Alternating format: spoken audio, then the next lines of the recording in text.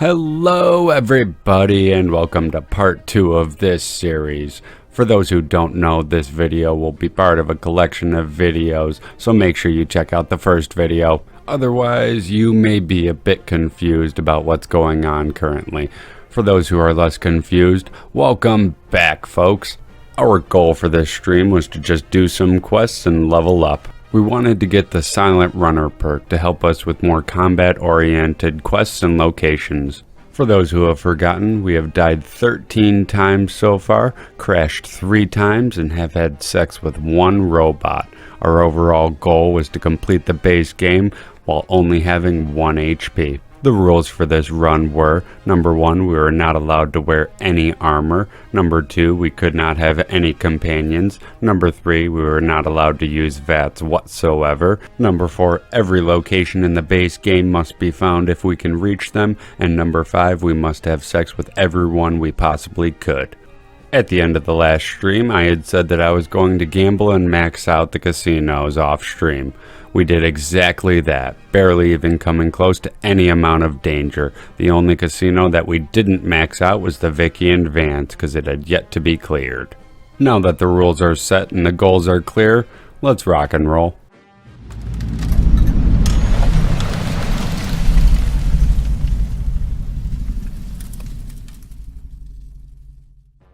Starting at Prim, we went around the north side of town to take out the powder gangers. The front of the Bison Steve Hotel was no problem. We didn't even aggro the enemies when we entered the hotel, which does not happen often. This helped us take out the first and second enemies with no problem.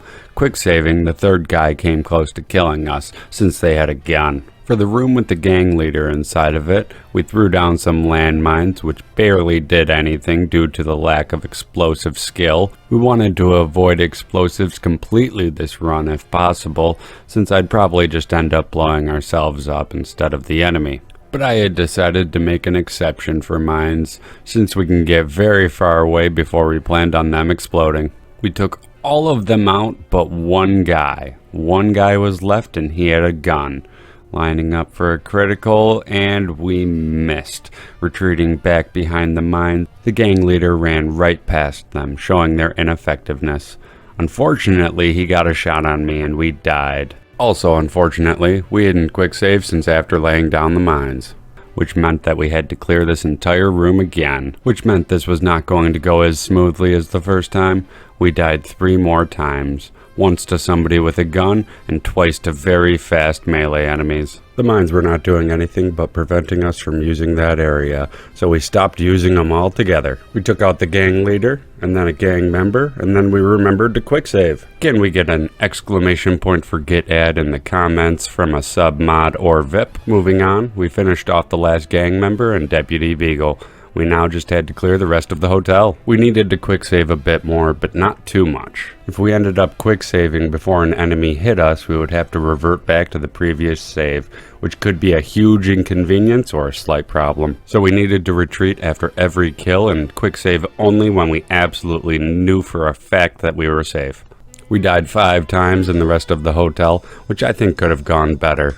At the time, I was very proud that I had only died 5 times. But if I had only used a shotgun, I feel like I could have died a lot less. Clearing the outside, we didn't die. This was possibly the most dangerous section we planned on doing this stream, for we simply wanted to level up and not collect too many deaths. Little did we know that we would be visiting my least favorite vault on this stream. Anyways, we looted the Videogames casino before it had opened back up, and when we left, the game had crashed.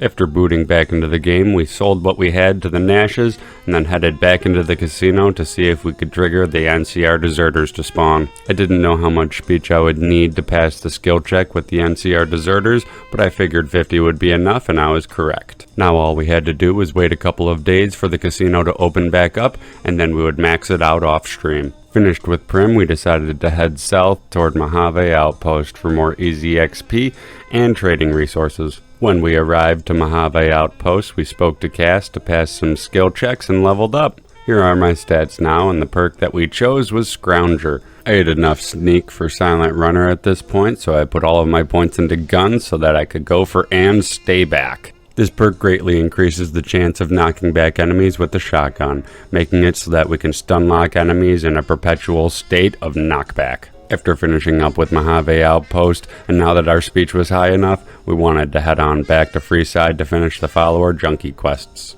My eventual goal was to gain access to the follower's safe house.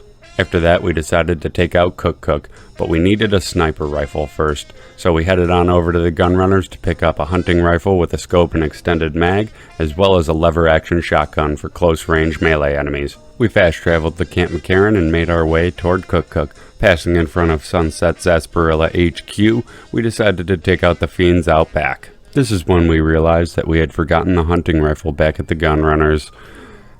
We had never bought it for some reason. So we went back to the Gunrunners to pick up the reason that we went there in the first place, and we went back to Sunset Sarsaparilla HQ. I wanted to test out the hunting rifle on the fiends behind the HQ, and it proved to be a lot more effective than the lever-action rifle. Moving on to Cook, his special Brahmin was once again first to go. We put some rounds into Cook while he was attacking his own men, and they eventually took him out. Now it was time for the rest of them. But apparently the last fiend had died at some point. Probably from fire or something. They had a lever-action rifle and a cowboy repeater, which would have been devastating to go against. Luckily, we didn't have to. So we fast-traveled back to Camp McCarran to turn in the quests, and leveled up. The stats that we chose are on screen right now. Heading on over to Lieutenant Boyd, we started the interrogation with the Legion prisoner. We passed that quest using our speech skill, and now had to start using beer to move around since our strength was so low. We didn't want to go back to the merchant just yet though, till we completed these quests. Heading on over to Colonel Shu, we started that quest, talked to Curtis, talked to Lieutenant Boyd, and then went outside and waited. Sneaking up to the tower, we used our lever-action shotgun to take out Curtis, but not after an extremely close fight. Disarming the bomb on the monorail and turning in the quest, our next objective was to get this machine. So we went on over to talk to Lieutenant Boyd about Contreras. On our way to confronting Contreras and finding some evidence, we started a side quest with a private. Before turning him in, we bought all of his 308 armor-piercing rounds that we could, as his inventory wouldn't update afterward. We got the information from the terminal in the corner using a skill mag, and we got this machine no problem. After that, we wanted to complete the side quest for the private so that we could increase our NCR rep. We wanted to get into that safe house as well, but we didn't want to make the Legion mad.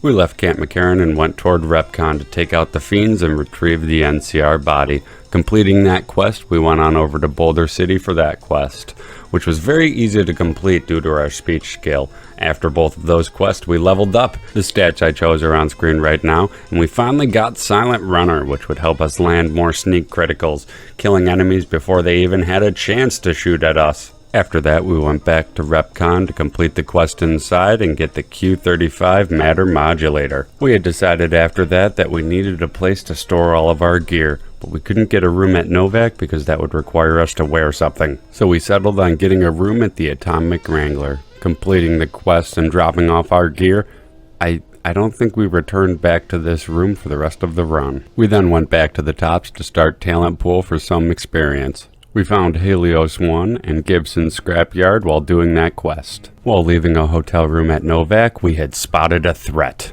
It was Malcolm. He was chasing us down, trying to sell us something or buy something or something. I can't remember.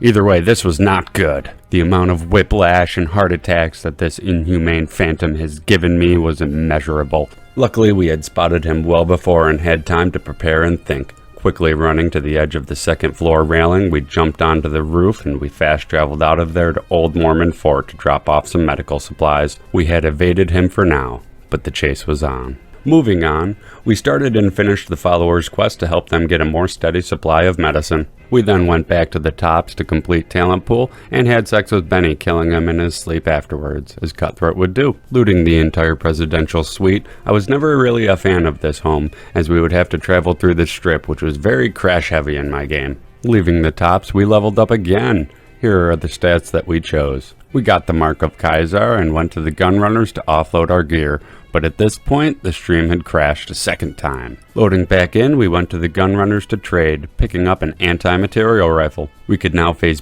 bigger prey like Deathclaws which is exactly what I planned on doing. I was sick of feeling hopeless and weak, so we fast traveled to Camp McCarran and started going south towards Salone. We cleared the entirety of Quarry Junction, only using one stealth boy and not dying once. While clearing Quarry Junction, we had leveled up, so once the final Deathclaw had fallen, well, the stats we chose are right here, and the perk we chose was And Stay Back. The next perk I wanted to go for was Light Step, which was great because we had already all of the stats we needed to get it. We had completed most of what I wanted to do on this stream, so we went back to New Vegas Medical Clinic to buy as many stem packs as we could so that we can give them back to the followers to make them like us, instead of just taking caps as a donation.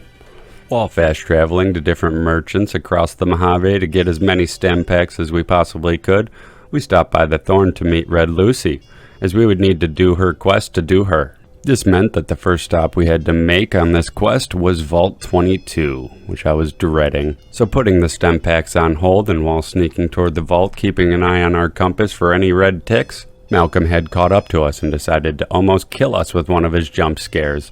We promptly cut his life short for that mistake. Before we even entered the vault, we decided to kill the ghoul inside. This quest always likes to bug out on me whenever I keep her alive, so her fate was set to default for every run. She was practically already dead. The previous encounter with Malcolm was fitting for this vault, as it is filled with enemies who love to hide till your back is turned. The enemies are very quick and very quiet. Think of this vault as the Fear Flash vault. Normally this vault isn't too challenging whatsoever at higher levels since the spore carriers don't do that much damage, but since I only had 1 HP, this was gonna get challenging quickly. We had no trouble taking out the spore carriers until we got to the vault atrium. There we jumped on the tree in the center and tried to aggro all of the enemies that were hiding below. Though apparently they could hit me through the railings. I thought I was safe. I died twice to this. We had eventually taken all of them out in the atrium though, but we had missed one on the previous floor and they had gotten us. So going back to the previous floor, I thought I knew exactly where he had been. Turns out there was 2 of them. Neither of them got us. Hell yes. I wanted to do this quest semi-properly, floor by floor, but I couldn't get access to the cave. So we went on over to the elevator and we went directly to the bottom floor. On the start of this floor, there are 2 hallways that you could go down. One of them had a spore plant and spore carrier at the end of it, and the other one had a terminal which we needed to access, the strongest spore carrier in the vault, a spore plant, and a lot of mantises. On our first attempt, we tried to sneak past the first one to get to the terminal. This did not work, though. He got aggroed on us, and he had way too much health to take out.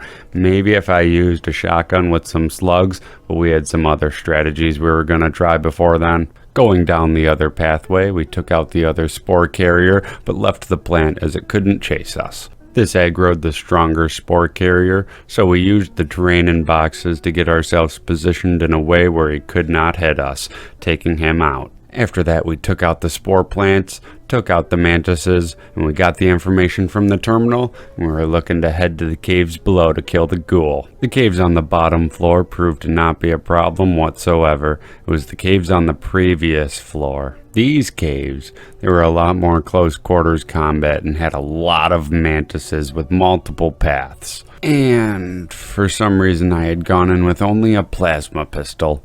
We had died almost immediately. So, switching to the shotgun, we had cleared the cave, but not without a very, very close call. Thankfully, we had rapid reload. We probably wouldn't have survived this. Grabbing the mantis's eggs, we had leveled up.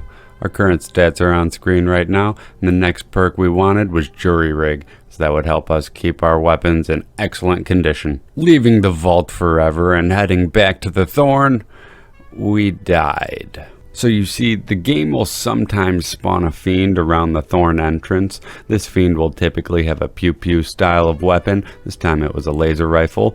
So, loading back to the vault, we fast traveled nearby and hit around a corner. The fiend was close enough to send us into caution and slowly walked toward us. Taking out our shotgun. The perk and stay back made quick work of them. Within 9 frantic buckshots and 6 rapidly fired random slugs, the fiend was dead. This perk was proving to be very useful. We'd probably end up using it a lot more throughout this run, even though I preferred my sniper rifles. It really depended on what the situation called for. So we turned in both quests, and at this point I was getting extremely tired on the stream, so we decided to end it there. In total, we only died 15 times this stream, raising the counter up to 28 in total.